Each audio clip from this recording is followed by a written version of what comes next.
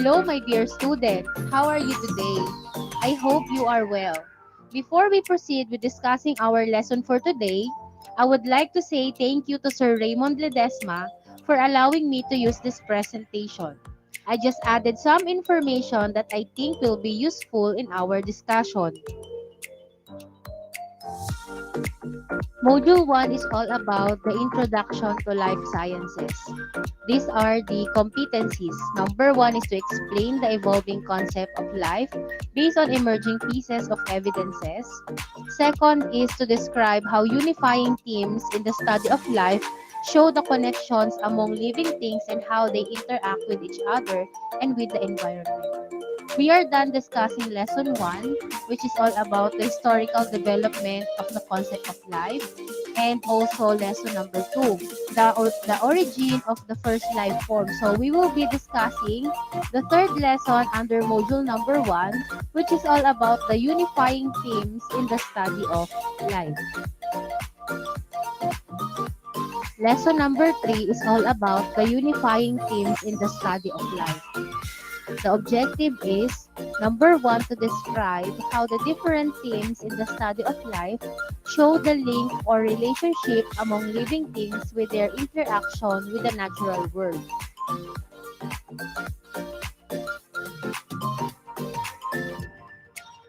Before we proceed in discussing our lesson for today, let us have a review of our previous lesson, which is all about the classic experiments on the evolution of life.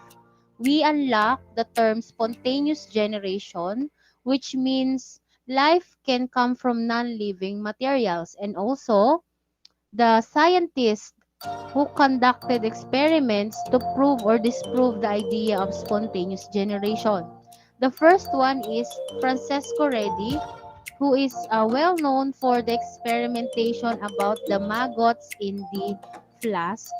Second is John Needham, who boiled broth to kill organisms in it and kept the container open. And then Lazarus Palanzani, who redo John Needham's experiment but with a different setup. And last one, Sir Louis Pasteur, who is very famous for his work about the curved neck setup.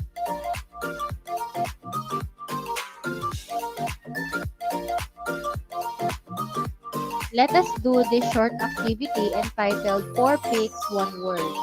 You're just going to guess the mystery word using the 4 pictures as clues. And I'm going to give you 2 minutes to do that. Kindly comment your answers on the comment section together with your complete name and section. So that will serve as your attendance for this class. We're going to check it later.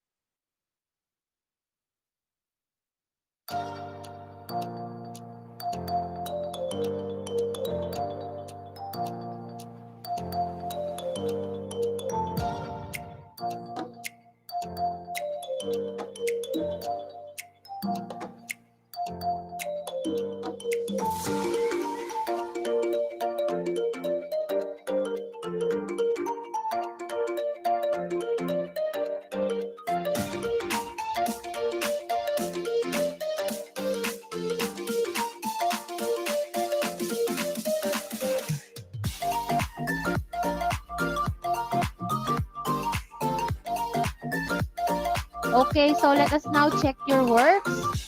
So the first word is interact, second word is growth, and third word is sell. Are your answers correct? Tama ba mga anak ang inyong hula? So if your answers are correct, I am going to like and heart your comments. Ila-like and heart ko if your answers are correct.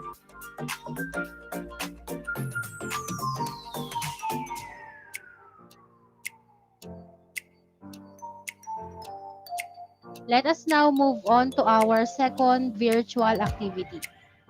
You're just going to match the characteristics of living things to the image where it is exhibited. I'm giving you 2 minutes to do that. Kindly comment your answers to the comment section.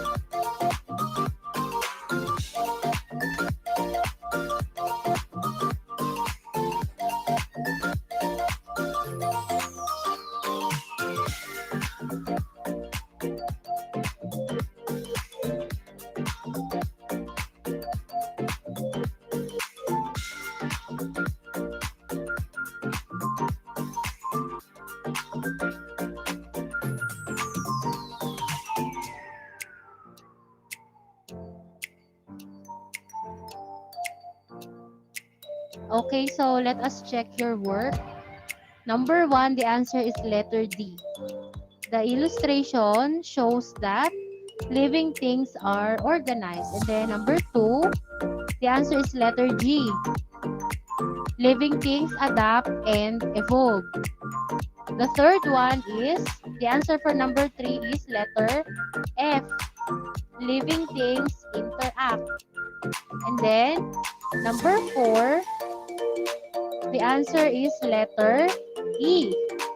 So, letter E. So, it is because living things respond to stimuli. And then, number 5, the answer is letter A. Living things grow and develop. Next, number 6. The answer is letter C. It shows that living things metabolize. And then last one, number 7, the answer is letter B. Living things reproduce. Nakuha ba ang tamang sagot? So if your answers are correct, I am going to again like and heart your comments.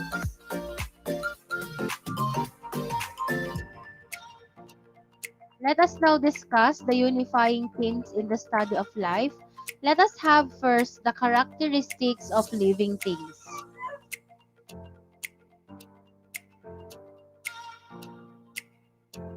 Number one is that living things are made up of cells. Cells are the basic unit of life. All living things are made up of cells.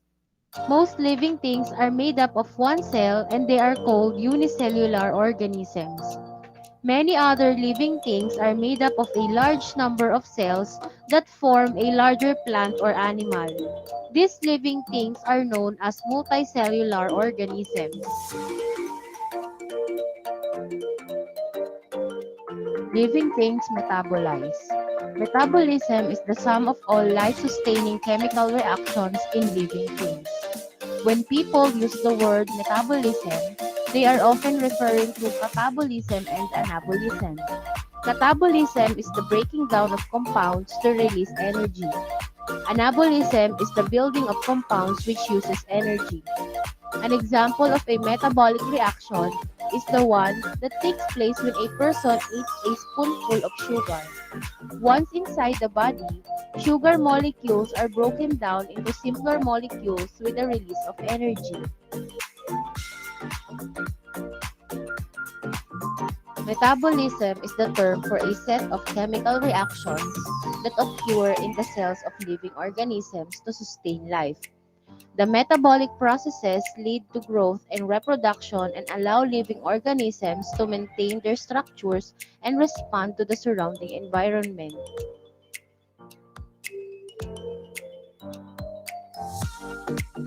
Living things grow and develop.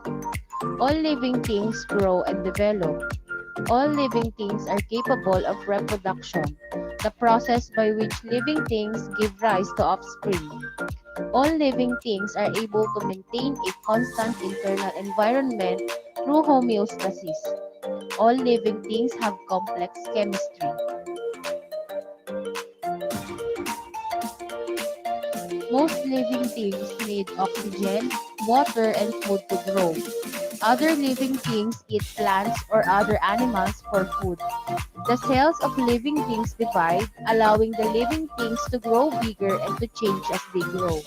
The cells divide to form new cells that are different from the original cells.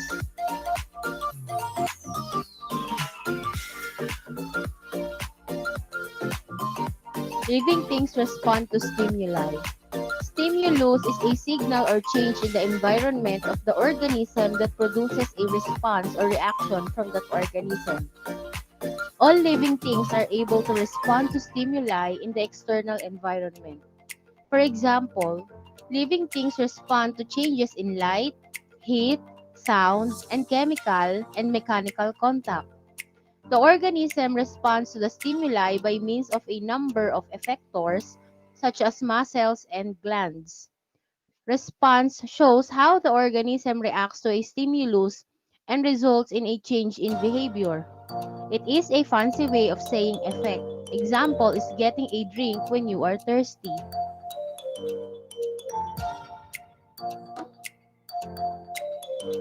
Living things interact. In all these environments, organisms interact and use available resources such as food, space, light, heat, water, air, and shelter.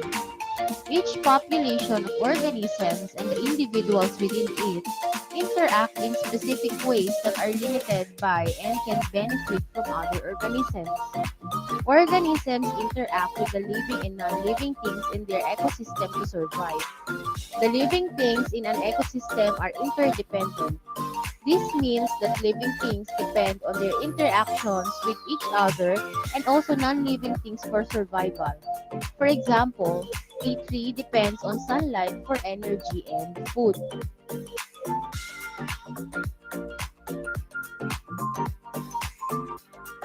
Living things reproduce. Sexual reproduction is the production of a new organism from two parents.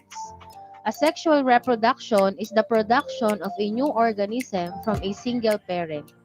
Organisms reproduce asexually by splitting, budding, vegetative propagation, and the development of eggs into new animals without fertilization.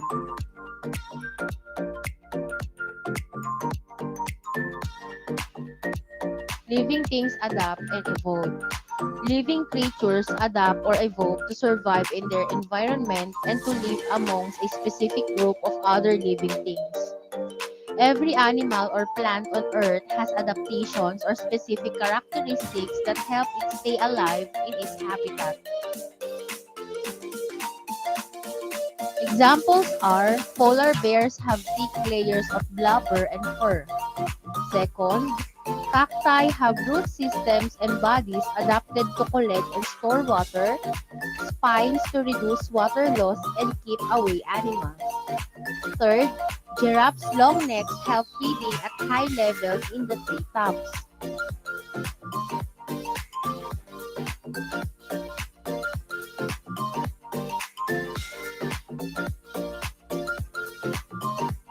Living things have organized structure. What does it mean that all living things are organized? What does organization of living things mean? We know it all starts with a cell, and for some species it ends with the cell. But for others, the cells comes together to form tissues. Tissues form organs, organs form organ systems, and organ systems combine to form an organism.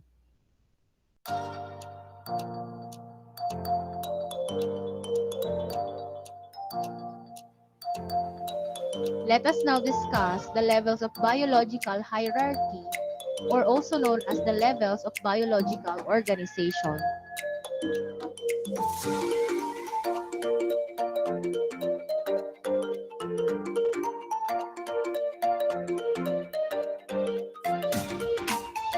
Biological organization is the hierarchy of complex biological structures and systems that define life using a reductionistic approach.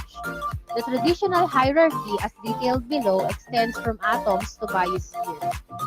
When we say atom, atoms are the building blocks of matter. Examples are hydrogen and oxygen.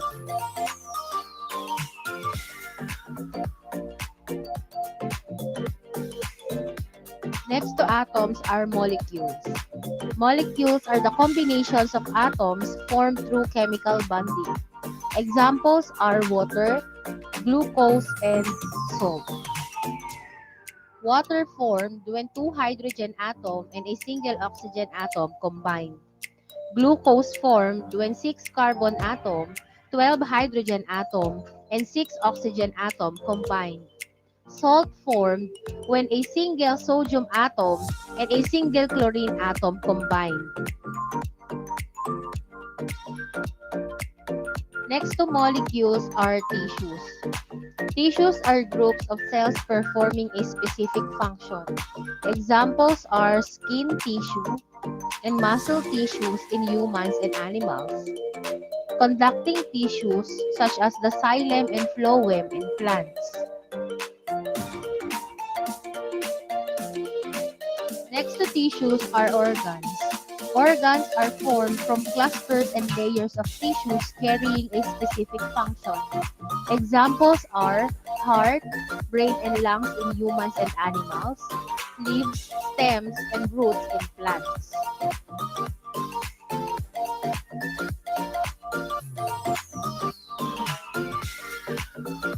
Next to organs are the organ systems. Organ systems are the groups of organs functioning together in a system. Examples are circulatory system, nervous system, digestive system, and the reproductive system. Next to organ systems are organisms. An organism refers to a living thing that has an organized structure, can react to stimuli, reproduce, grow, adapt, and maintain homeostasis. An organism would therefore be any animal, plant, fungus, protist, and bacterium. These organisms may be classified in various ways. Organisms are also the individuals in a population functioning and performing the characteristics of living things. Examples are human, dogs, and a mango tree.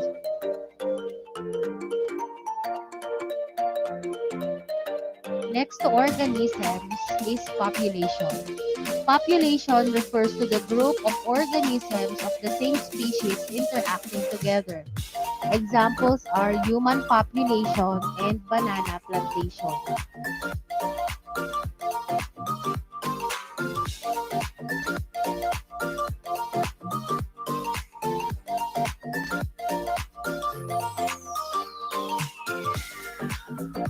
Next to population is the community.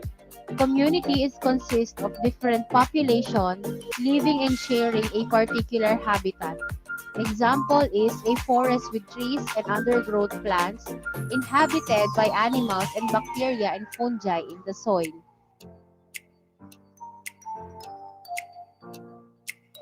Next to community is the ecosystem.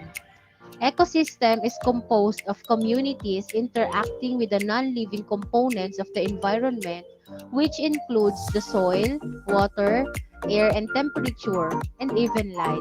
Example is the tropical rainforest.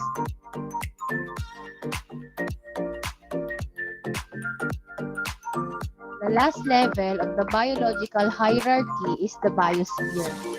Biosphere consists of all ecosystems on Earth, whether they support life on land, water, or lower atmosphere. It is where all interactions happen.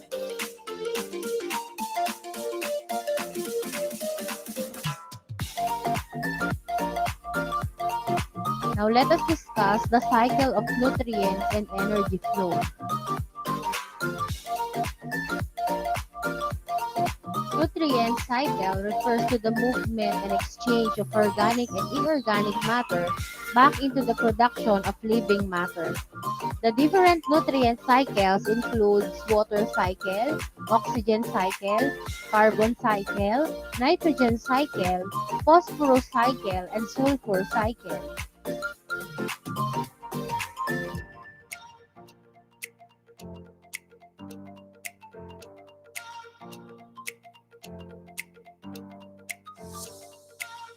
Cycle of nutrients and energy flow includes producers, consumers, and decomposers. Producers use solar energy to produce organic material through the process of photosynthesis. Consumers includes herbivores, carnivores, and omnivores. Decomposers are the organisms that breaks down dead or decaying organisms.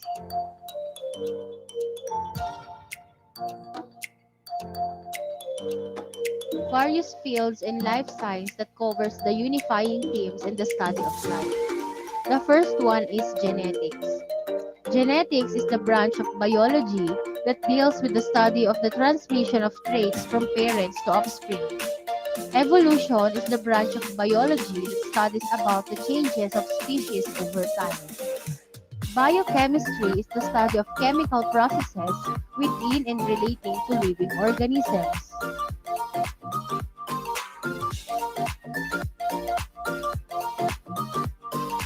Points to remember. Characteristics of living things includes the following. Living things are made up of cells. They can metabolize, grow and develop, respond to stimuli, interact, reproduce, adapt and evolve, and they have organized structures. Second is the biological hierarchy level, starting from micro to macro. Atom, molecule, cell, tissue, organ, followed by organ system, organism, population, community, ecosystem, and biosphere. Third one is the nutrients and energy flow in the environment, wherein it refers to the movement and exchange of organic and inorganic matter back into the production of living matter.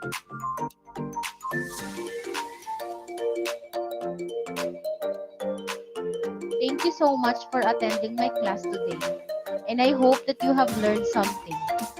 All the pictures and ideas used in the PowerPoint presentation our credits to the rightful owner.